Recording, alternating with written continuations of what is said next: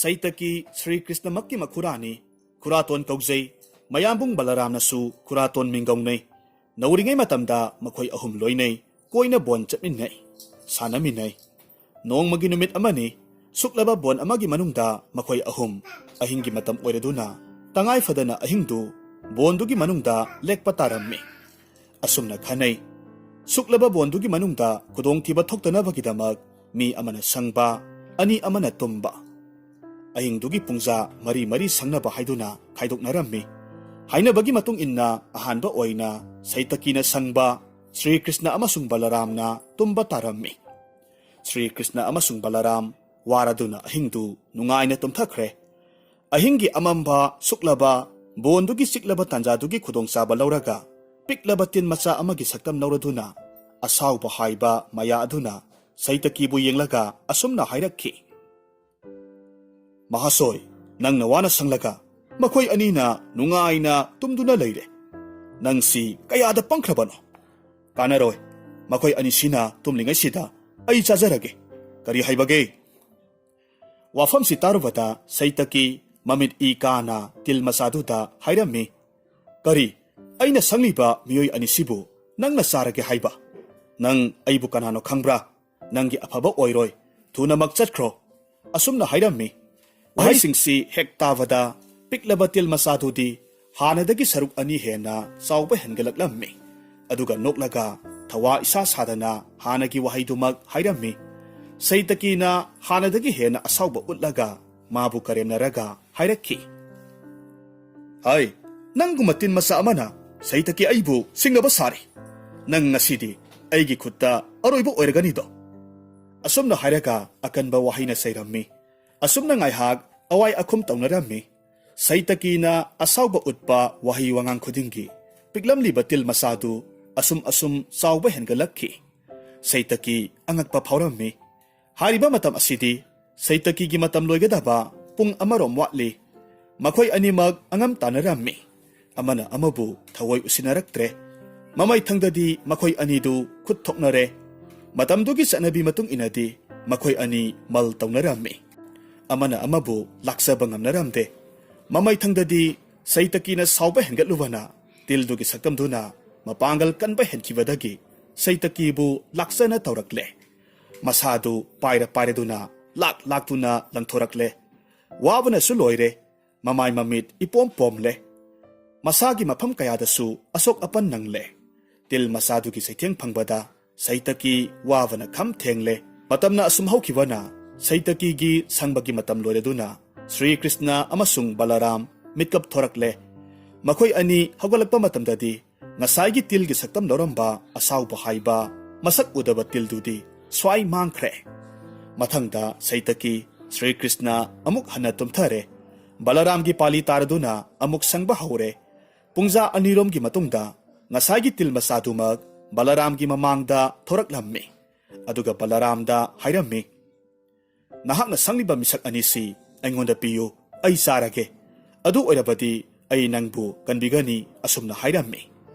Tin masadugi pibam, boyos ka sana daba wangang sangangduda, ahan badadi nokning lambani.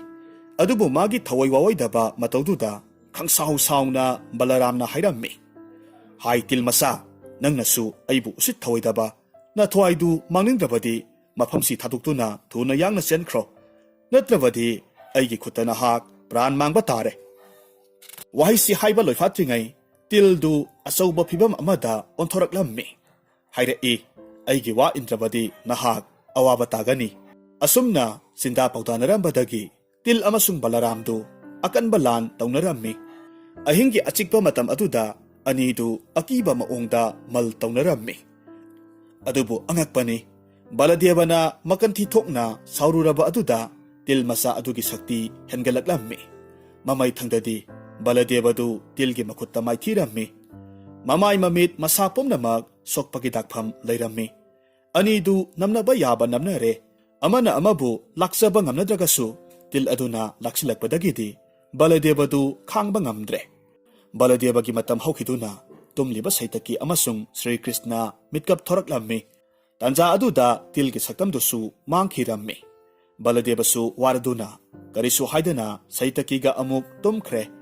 ꯃꯊꯪꯗꯤ ꯁ꯭ꯔꯤ ꯀ꯭ꯔꯤꯁꯅꯒꯤ ꯄꯥꯂꯤ ꯇꯥꯔꯝꯃꯤ꯫ ꯑꯍꯤꯡꯒꯤ ꯃꯇꯝ ꯑꯣꯏꯕꯒ ꯑꯃꯝꯕꯒ ꯑꯣꯏꯕꯅꯦ꯫ ꯑꯃꯅ ꯑꯃꯒꯤ ꯁꯛ ꯃꯥꯏ ꯃꯑꯣꯡ ꯃꯇꯧ ꯅꯤꯡꯊꯤꯅ ꯎꯅꯗꯦ꯫ ꯑꯃꯅ ꯑꯃꯗ ꯋꯥ ꯍꯥꯏꯅꯗꯦ꯫ ꯍꯥꯟꯅ ꯂꯦꯞꯅꯈꯤꯕꯒꯤ ꯃꯇꯨꯡ ꯏꯟꯅ ꯃꯥꯒꯤ ꯃꯊꯧ ꯄꯥꯡꯊꯣꯛꯅꯩ꯫ ꯍꯧꯖꯤꯛ ꯁꯩꯇꯀꯤ ꯕꯂꯔꯥꯝ ꯇꯨꯝꯂꯤ꯫ ꯁ꯭ꯔꯤ ꯀ꯭ꯔꯤꯁꯅꯅ ꯁꯪꯂꯤ꯫ ꯍꯥꯟꯅꯒꯤ ꯃꯇꯧꯒꯨꯝꯅ ꯇꯤꯜ ꯃꯆꯥꯗꯨ ꯑꯃꯨꯛ ꯊꯣꯔꯛꯂꯝꯃꯤ꯫ ꯁ꯭ꯔꯤ ꯀ꯭ꯔꯤꯁꯅꯗ ꯍꯥꯏꯔꯛꯈꯤ, ꯇꯨꯝꯂꯤꯕ ꯃꯤ ꯑꯅꯤꯗꯨ ꯃꯍꯥꯛ ꯆꯥꯔꯒꯦ, ꯃꯉꯣꯟꯗ ꯁꯤꯟꯅꯧ, ꯑꯗꯨ ꯑꯣꯏꯔꯕꯗꯤ ꯁꯪꯂꯤꯕ ꯅꯪꯕꯨ ꯑꯩꯅ ꯀꯟꯕꯤꯒꯅꯤ ꯍꯥꯏꯔꯝꯃꯤ꯫ ꯋꯥꯍꯩꯁꯤ ꯇꯥꯔꯨꯕꯗ ꯁ꯭ꯔꯤ ꯀ꯭ꯔꯤꯁꯅ ꯀꯔꯤꯁꯨ ꯊꯋꯣꯏ ꯋꯥꯑꯣꯏꯗꯅ ꯅꯣꯛꯃꯤ ꯇꯧꯔꯒ ꯇꯤꯜ ꯃꯆꯥ ꯑꯗꯨꯕꯨ ꯌꯦꯡꯂꯒ ꯍꯥꯏꯔꯛꯏ, ꯍꯦ ꯇꯤꯜ ꯃꯆꯥ, ꯑꯍꯤꯡꯒꯤ ꯃꯤꯁꯤꯛ ꯃꯤꯔꯥꯎꯈꯣꯜ ꯇꯥꯗ꯭ꯔꯕ ꯃꯇꯝ ꯑꯁꯤꯗ ꯏꯇꯣꯝꯇ ꯂꯩꯔꯤꯉꯩꯁꯤꯗ ꯅꯪꯒ ꯋꯥꯔꯤ ꯁꯥꯔꯒ ꯃꯇꯝ ꯉꯥꯏꯍꯥꯛ ꯂꯦꯟꯕꯁꯤ ꯑꯣꯟꯊꯣꯛꯅ ꯅꯨꯡꯉꯥꯏ꯫ ꯋꯥꯔꯤꯗꯨꯝ ꯉꯥꯏꯍꯥꯛ ꯁꯥꯁꯤ꯫ ꯁ꯭ꯔꯤ ꯀ꯭ꯔꯤꯁꯅꯗꯨ ꯅꯥꯆꯨꯡꯗꯦ, ꯁꯨꯛꯁꯥꯎ ꯁꯥꯎꯕ ꯄꯣꯛꯇꯦ꯫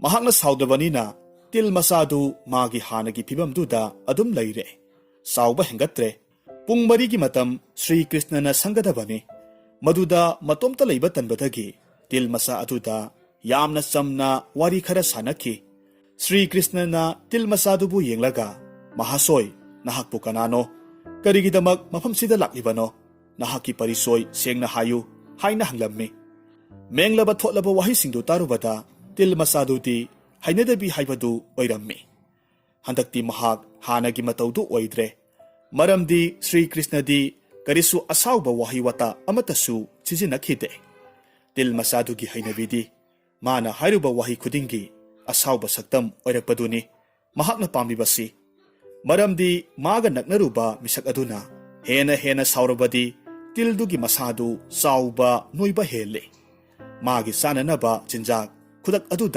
ಒಂಥೋಇ ಹಂದಕ್ತಿ ಶ್ರೀ ಕೃಷ್ಣಗ ನೋಯ್ನಬಸಿದ ಮಾನ ಕರಿಸು ತೌಬ ನಮ್ದ್ರೆ ಮರಮಸಿದಗಿ ತಿಲ್ ಮಸಾದು ಮಾಗಿ ಹಾನಗಿ ಫಿಬಂದುದ ಅಸುಮ್ ಲೈರಮ್ಮಿ ಉಪಾಯ ಲೆತ್ತದುನ ತಿಲ್ ಮಸಾ ಅದುನ ಮಸಾಗಿ ಪರಿಸೋಯ್ ಶ್ರೀ ಕೃಷ್ಣಗಿ ಮಫಂದ ಹೈರಕ್ಲಮ್ಮಿ ಐಸಿ ಅಸಾವ್ಬ ಹೈಬ ಲಾಯ್ದುನಿ ಐಗೆ ಥೆಂಗ್ನಬ ಮಿಯೋಯ್ಸಿಂಗ್ ಅದುನ ಹೇಕ್ ngamba ಮಖೈ ಐಂಗೊಂದ ಸಾವ್ರಕ್ಲಬದಿ ಐಗಿ ಸಾಸಿಸು ಅಸುಕ್ಕಿ ಮತಿಕ್ ಸಾವ್ಬ Panghal ಕನ್ಬ ಹೈಬದು ಒಯ್ಗದೌರಿಬನಿ ಅದುಬು ನಹಾಕ್ತಿ ಕರಿಸು ಸಾವ್ದೆ ಮರಮದುನ ಐಗಿ ಹಾನಗಿ ಫಿಬಂಸಿದ ಅದುಂ ಲೈರಿಬನಿ I ಚಾಖತ್ಪ ngamದ್ರೆ ಹಾನಗಿ ತುಮ್ಲಿಬ ಅನಿಸಿದಿ ಐಬು ಚಾಖತ್ಹನ್ಬದ ಮತೆಂಗ್ ಯಾಮ್ನ ಪಾಂಗ್ಬಿರಂಬನಿ ಮರಮ್ದಿ ಮಖೋಯ್ ಅನಿದಿ ಐಗಿ ವಹೈ ಖುದಿಂಗಿ ಖಂಗ್ಸಾವ್ ಸಾವ್ರಮ್ಮಿ ಮಖೋಯ್ನ ಸಾವ್ಬ ಹೇಲಿಬ ಮಖೈ ಐಗಿ Panghal Shakti ಥೌನಾ ಹಾಪಿ assume ಹಾಯ್ನ Shri ಕೃಷ್ಣಗಿ ಮಫಂದ ತಮ್ಲಮ್ಮಿ ತಿಲ್ಗಿ ವಹೈ ತಾರಬ ಮತುಂಗ್ದ Shri ಕೃಷ್ಣನ ಮಾಗಿ ಫೈಜೋಮ್ ಕುಂಜಾ ಮತೋಂದ ತಿಲ್ ಮಸಾದು ಫಾರಗ ಸೆಟ್ನ ಕಿಸಿಲಮ್ಮಿ ಮಸಿದಗಿದಿ ಶ್ರೀ ಕೃಷ್ಣಗಿ ಪಾಲಿಸು ಲೋಯ್ರದುನ ತುಮ್ಲಿಬ ಮಖೋಯ್ ಅನಿ ಸೈತಕಿ Amedy Baladeva ಹೌಗಲಕ್ಲೆ ngakna koyeng yengi masa pumba pumtek te i mangi matawgumna thokriba thodok singdu Sri Krishna gi maphamda loinamak tamlamme saitaki na hai ngarang ahingdi angakpa matawni aina sanglingai matamda tilmacha amakhak laklaga aibu laknarammi maga aiga akanba lamba tawnarammi adubu matam khara phunaraba matungda mana aibu lakcharammi ahanbadadi tilmacha amakhak oirambani mamai thangdadi lakna phana ngamdaba achauba shakti sali ama oikiduna aibu joy tawki Sri Krishna Baladeva nakhoi anina mikap thorakpadagidi nanai aihak thawai hinghubani mathangda Baladeva na hairammi o onthokpani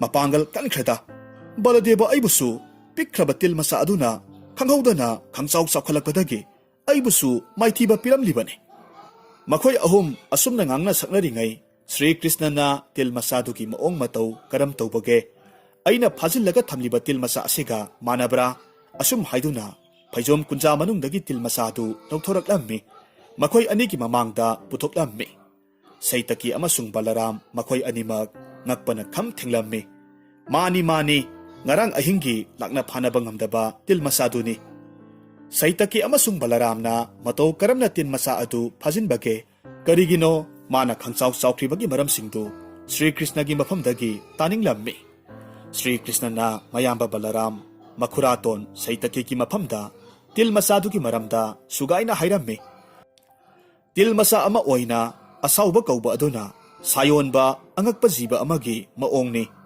दाउजी महाक्ति यामना इंग तपना हाइनगदबनी असाउब साओंग उतपा यादे हेक साउरबदी महाकी मसक मओंग चाउबा हेंगलक्तुना लाकना फानबा ngamloi asumna magi maramda sugaina hairami ngarang thokliba oikriba maong matau saitaki na balaramna saitaki da masa masada sokiba takpamsing masak maong pumnamag yengna wari taunarami masigi matungda ahinggi thauduk loreduna makhoi punna bondudagi khongsa lakhi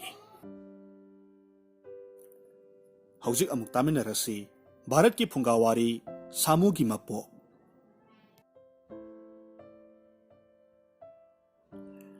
थाइना ममांगैदा Magadha कौबा लेबाक अमदा निंगथौ अमा पालम्मी निंगथौदुगी ममिंग खतक बाहु महाराज हाइदना ममिंग चलम्मी महाक धर्म लैबा अचौ पिसक खाइदबा मपुक्सेल इंगबा तप्पा निंगथौनी महाकी मनाइसिंगी मनुंगदा यामना मतिक मथौना लैबा असुंबा चटपा हाइखिबा वादा होंगदबा दुशासन कौबा निंगथौना चानबा मनाई अमसु लैरम्मी लैबाक vial बिसारगी मरमदा खकनतना सा लांदसु मतिक मथौना लैबा मनाइनी निंगथौना माबु लुना चाना तौबसिदगी हेंदोक्तुना निंगथौ मसा राजकुमार सिंगी मरक्तसु मनाई दुशासनगी अमत्ता पोक्चबा मसानुपा अदुसु सानबा याहोल्लम्मी मतमदुगी चटनबी लैबाकी साउरबा कुमै अमा ओइना लैबाक प्रजा मियाम पुमनमग तिंदुना माइकई पाना खाइदुकनदुना पांगल चांगेंगनाबा लाकना फानाबा लमजेल अमदी मागी हाइनबी थांगता मन्ना सिंगबा निंगथौगी ममांगदा उतुना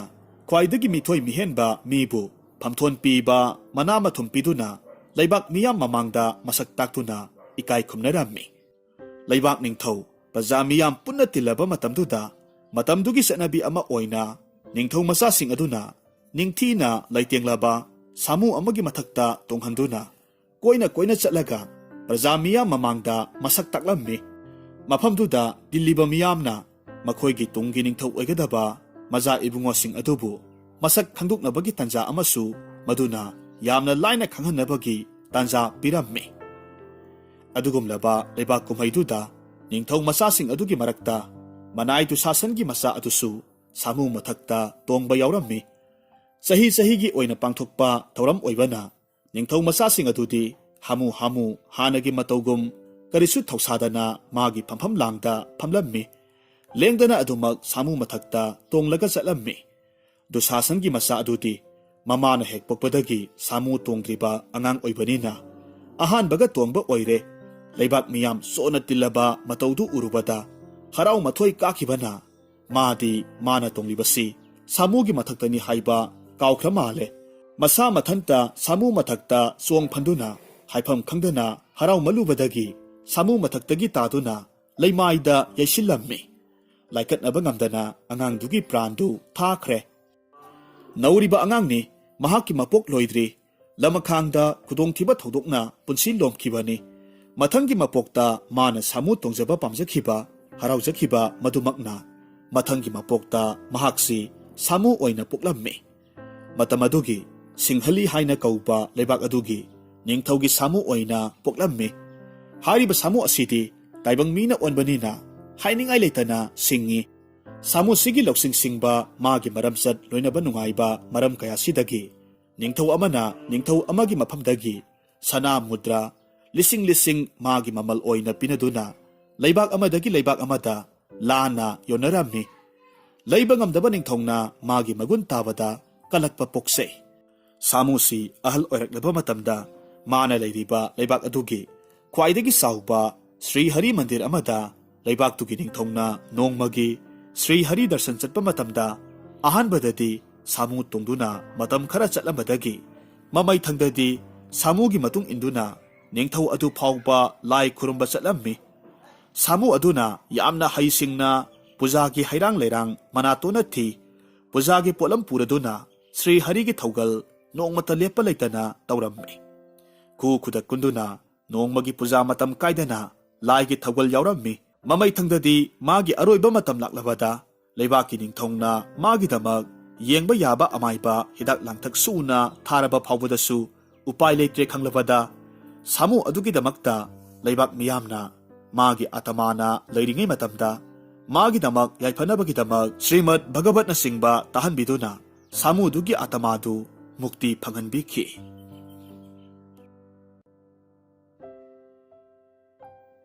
हौजिक अमुक तामिनरसी भारत की फुंगावारी मसाना मसा चाबा।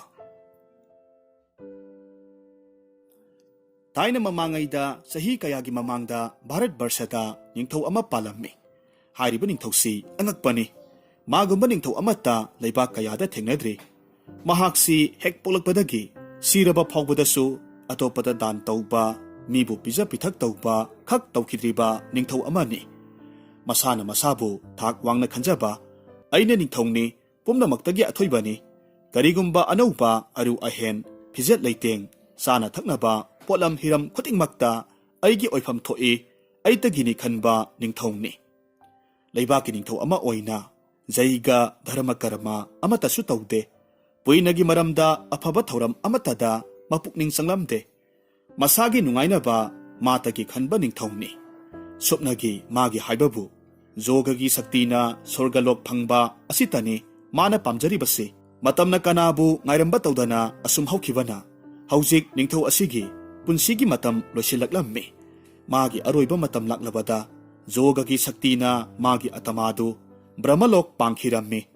ब्रह्मलोकता लैरिबा आत्मासिंगसी अंगकपगी मतौनि। माना माना तौजरकपा कर्मगी फोलना जीवसिंगसी आराम खौरांगबा लैते। मिरम लेंदा लेहौरिबा मसा मसुसिंग सागै नातैसिंगना कलकपा अदुना जीवसिंग अदुगी आराम खौरांगबा पोक्ते। ब्रह्मलोकी जीवसिंग अदु ब्रह्मदेवना ngak सेंदुना इंगना सिकना शांति ओइना लै। अंगकपनि ब्रह्मलोक फंगलबा निंगथौ असिदी आत्मा अतैगा मानद्रे। मादी आराम खौरांगबा पोक्तुना खांगबा यामना वारम्मि। चानिंग थकनिंगबना लैताफम खंगद्रे अवाबा अमा ओइरे। आत्मा मयामबु सेनरिबा ब्रह्मदेवकी मनाइसिंगना मागी अवाबगी मतौदु येंगबा ngamdabadagi पुम्नमक्की मपु ओइरिबा ब्रह्मदेवा ब्रह्मागी मफमदा वाकटलम्मि। निंगथौदुगी आत्माना ब्रह्मदेवगी मफमदा मागी आराम खौरांगबा कोकननबगीदमक उपाय अमतंग निजरम्मि। ब्रह्माना मागीदमक करी तौबा याबगी हाइदुना उपाय थिरम्मि। खनबा मखै खलबा मतुंगदा निंगथौदुगी आत्माना आराम खौरांगबदु कोकनबगीदमक मिरमलेन ताइबंग पानबदा कुमदुना मसामक्की हक्सांगी सरुक खरदंग फक्तुना साबा तारे। मसी नतनदी अतोपा उपाय अममुक लैत्रे। अदुबु लुरिबदी मतौ करमना ताइबंग पानबदा लेहौरिबा मागी मसा अदुबु आत्मा अदुना करमना चलगा चारुगदगे हंगचरम्मि। मदुदा ब्रह्मदेवना मागीदमक्ता मिटना कुपदा असीबा हक्सांगदुगी मनाक यौबा ngamba दोलाई अपाइबी अमा मागीदमक थौरांग तौबिरम्मि। मसिदसु नतना मसामक्की असीबा हक्सांग अदुबुसु पथा पुमथबा तौदना मतम सुप्पगी तेक्तुना लैनबगीदमक सिनबिरम्मि। निंगथौ अदुगी आत्माना आराम खौरांगबा पोक्लकपा मतमदा स्वर्गगी दोलाई अपाइबी तोंगलगा मसागी हक्सांग लैरिबा बोन अदुगी मनुंगदा लाक्लम्मि। अदुगा बोनदुदा कुमथरक्लगा मसागी हक्सांगदु मचेत अमा सारगा मतम खरा लेलम्मि। मतौ असुमना ताइबंग मिरम लेंता अमुक्कुम सर्गदा अमुक्का तौरम्मि। मतम सांगना असुमना लेलकपना निंगथौगी आत्माना ब्रह्मदेवदा मतौ करमना मागी अवाबसी कोक्सगदगे हाइना हंगचखि। ब्रह्माना नोंगमा निंगथौदुगी आत्मादा ताकपिखि। ताव आत्मा नहाकी आराम खौरांगबा अमदी नसाबु नसाना चाजबसी कोकदबदी हरि भक्ति ओइबा शक्ति सेलबा मुनि अमगी मखोंगदा संजौ। नंगी अवाबसी कोक्सरो हाइना बोर अमा पिबिरबदी नंगी याइफबा ओइगदौरिबनी। मतमदुदा नंगी अवाबदो कोकदौरिबनी। मदु नत्रबदी हौजिक ओइरिबा थौंगसी असुम लैबा ताबनी। असुमना सही कया हौख्रे निंगथौदुगी हक्सांग अदुसु ब्रह्मागी बोर्डगी उमंगदुगी मनुंगदा तगत तगत तेक्ना पथा पुमथबा तौदना हानगी मतौगुमना लेंगदना लैरम्मि। नोंगमदी निंगथौ अदुगी लेंगदना लैरिबा हक्सांग अदुना लैरिबा उमंग अदोमदा मुनि अमा लाक्लम्मि। मुनि अदुना असुम येंगलकपा मतमदा बोन अदुदा मखल मखा कयागी निंगथिरबा हैरांग लैरांग सातली। तोइंगुमसुंग खोइमु इनदे उसेक वया पाइदे इसुक सुई। मुनि अदुना कोइना लैदुना येंगलकपा मतमददी सर्गदगी दोलाई अपाइबी अमदगी ꯃꯨꯔꯇꯤ ꯑꯃꯈꯛ ꯀꯨꯝꯊꯔꯛꯂꯒ ꯑꯁꯤꯕ ꯍꯛꯆꯥꯡ ꯑꯃꯗꯒꯤ ꯃꯆꯦꯠ ꯑꯃ ꯐꯛꯇꯨꯅ ꯆꯥꯈꯤꯕ ꯎꯔꯝꯃꯤ꯫ ꯃꯨꯅꯤ ꯑꯗꯨ ꯄꯪꯂꯥꯞ ꯂꯥꯞꯇꯅ ꯇꯧꯔꯤꯕ ꯊꯧꯑꯣꯡꯁꯤꯡꯗꯨ ꯌꯦꯡꯂꯒ ꯂꯩꯔꯝꯃꯤ꯫ ꯃꯇꯝ ꯑꯗꯨꯗ ꯃꯨꯅꯤꯗꯨꯒꯤ ꯃꯅꯥꯛꯇ ꯑꯇꯃꯥꯗꯨ ꯆꯪꯁꯤꯜꯂꯛꯂꯝꯃꯤ ꯑꯗꯨꯒ ꯈꯨꯔꯨꯝꯖꯔꯝꯃꯤ꯫ ꯃꯨꯅꯤꯗꯦꯕ, ꯅꯅꯥꯏꯒꯤ ꯑꯋꯥꯕꯁꯤ ꯑꯃꯨꯛꯇ ꯀꯣꯛꯄꯤꯔꯝꯃꯨ꯫ ꯅꯅꯥꯏꯅ ꯃꯇꯝ ꯀꯌꯥꯒꯤ ꯃꯃꯥꯡꯗꯒꯤ ꯃꯨꯅꯤꯗꯦꯕꯕꯨ ꯉꯥꯏꯖꯔꯛꯂꯤꯕꯅꯤ꯫ ꯑꯁꯨꯝꯅ ꯍꯥꯏꯗꯨꯅ ꯃꯥꯒꯤ ꯑꯣꯏꯔꯤꯕ ꯑꯋꯥꯕ ꯋꯥꯔꯤ ꯄꯨꯝꯅꯃꯛ ꯇꯝꯂꯝꯃꯤ꯫ ꯃꯨꯅꯤꯅ ꯃꯍꯥꯛꯅ ꯍꯥꯏꯔꯤꯕꯁꯤꯡꯗꯨ ꯑꯔꯥꯟꯕꯔꯥ ꯅꯠꯇ꯭ꯔꯒꯅ ꯑꯁꯦꯡꯕꯔꯥ ꯍꯥꯏꯗꯨꯅ ꯙ꯭ꯌꯥꯟ ꯇꯧꯏ꯫ ꯄꯨꯝꯅꯃꯛ ꯇꯁꯦꯡ ꯇꯁꯦꯡꯕ ꯉꯥꯛꯇ ꯑꯣꯏꯔꯕꯗꯨꯗ ꯃꯨꯅꯤꯅ ꯃꯥꯒꯤ ꯑꯋꯥꯕꯗꯨ ꯀꯣꯛꯄꯤꯔꯒꯦ ꯈꯟꯗꯨꯅ ꯕꯣꯟ ꯑꯁꯤꯕꯨ ꯑꯁꯦꯡꯕ ꯇꯤꯔꯊ ꯑꯃ ꯑꯣꯏꯅ ꯁꯦꯝꯒꯠꯂꯒꯦ ꯈꯟꯗꯨꯅ ꯅꯤꯡꯊꯧ ꯑꯗꯨꯒꯤ ꯑꯇꯃꯥꯕꯨ ꯃꯨꯛꯇꯤ ꯄꯤꯅꯕꯤꯅꯕ ꯃꯥꯅ ꯄꯥꯏꯔꯤꯕ ꯁꯛꯇꯤ ꯂꯩꯔꯕ ꯄꯥꯇ꯭ꯔ ꯑꯗꯨꯗꯒꯤ ꯏꯁꯤꯡ ꯑꯁꯦꯡꯕ ꯈꯔꯅ ꯅꯤꯡꯊꯧ ꯑꯗꯨꯒꯤ ꯑꯇꯃꯥ ꯑꯃꯗꯤ ꯂꯩꯔꯝꯂꯤꯕ ꯍꯛꯆꯥꯡ ꯄꯨꯝꯅꯃꯛꯇꯨꯗ ꯅꯪ ꯉꯁꯤꯗꯒꯤꯗꯤ ꯅꯪꯅ ꯇꯧꯖꯕ ꯄꯥꯞ ꯄꯨꯝꯅꯃꯛ ꯀꯣꯛꯆꯔꯣ꯫ ꯑꯇꯃꯥ ꯅꯍꯥꯛ ꯉꯁꯤꯗꯒꯤꯗꯤ ꯕ꯭ꯔꯍ꯭ꯃꯂꯣꯛꯇ ꯃꯨꯛꯇꯤ ꯐꯪꯖꯗꯨꯅ ꯏꯪꯅ ꯄꯣꯊꯥꯕ ꯑꯣꯏꯖꯔꯨꯔꯣ꯫ ꯑꯁꯨꯝ ꯍꯥꯏꯅ ꯃꯨꯅꯤꯅ ꯍꯥꯏꯕꯤꯈꯤ꯫ ꯂꯣꯏꯅꯅ ꯃꯐꯝ ꯑꯗꯨꯗ ꯏꯁꯤꯡ ꯆꯥꯏꯊꯣꯛꯇꯨꯅ ꯁꯦꯡꯗꯣꯛꯂꯝꯃꯤ꯫ ꯍꯥꯏꯔꯤꯕ ꯃꯐꯝ ꯑꯁꯤꯅꯤ ꯃꯍꯥꯔꯤꯁꯤ ꯕꯦꯗꯕ꯭ꯌꯥꯁꯅ ꯑꯁ꯭ꯔꯝ ꯁꯦꯝꯗꯨꯅ ꯃꯥꯒꯤ ꯂꯥꯏꯅꯤꯡꯐꯝ ꯑꯣꯏꯈꯤꯕꯗꯨ꯫ ꯏꯪꯅ ꯆꯤꯛꯅ ꯍꯩꯔꯥꯡ ꯂꯩꯔꯥꯡ ꯎꯍꯩ ꯋꯥꯍꯩꯇꯅ ꯋꯥꯠꯇ ꯄꯥꯗꯅ ꯍꯩꯅꯝ ꯂꯩꯅꯝꯅ ꯆꯨꯔꯕ ꯃꯇꯤꯛ ꯃꯒꯨꯟ ꯆꯥꯎꯔꯕ ꯑꯥꯁ꯭ꯔꯝ ꯑꯃꯈꯛ ꯑꯣꯏꯔꯝꯈꯤ꯫